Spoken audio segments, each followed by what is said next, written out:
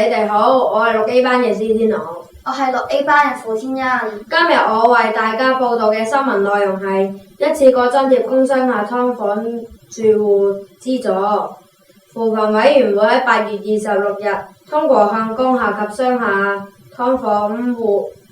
發放租金津貼。佢哋嘅申請資格同其他 N 無人士一樣，即係冇領取綜援、冇入住公屋嘅低收入家庭。佢哋可以家庭單位申請一次性津貼，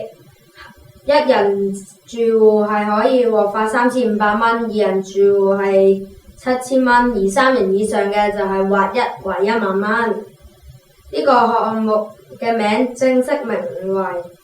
非公屋非綜援的低收入家庭一次性生活津貼。林鄭月娥重申，措施唔會降低打擊劏房嘅決心。政府會透過計劃勸喻受惠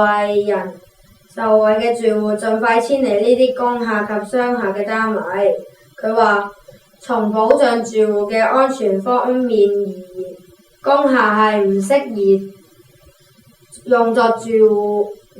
宅用途，所以屋宇署會繼續採取執法行動嚟取締呢啲工商廈劏房。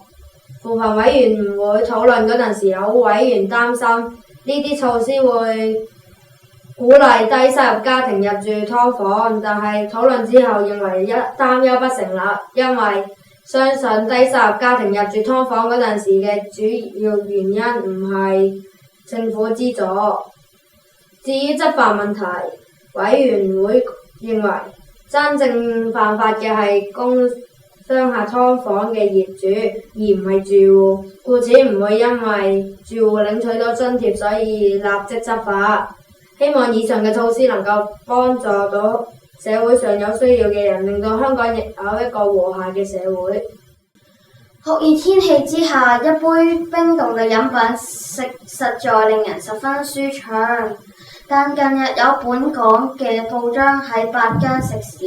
抽取食用冰塊樣本進行化驗，其中5個樣本嘅大腸菌群含量超出本港標準。超標食肆不乏著名嘅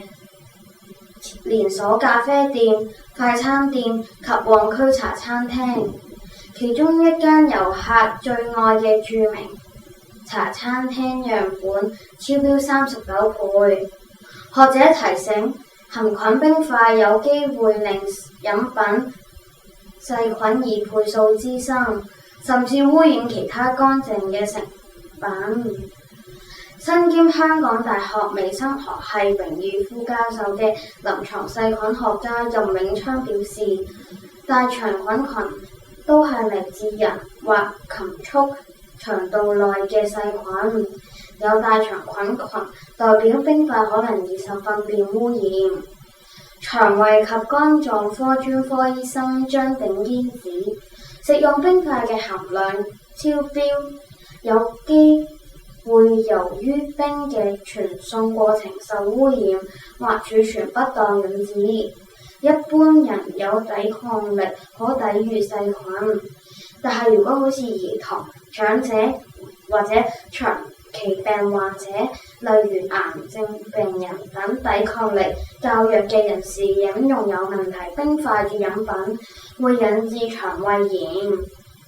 家庭醫生關嘉美補充，近日因腸胃炎求診嘅個案急增，與夏天飲用不潔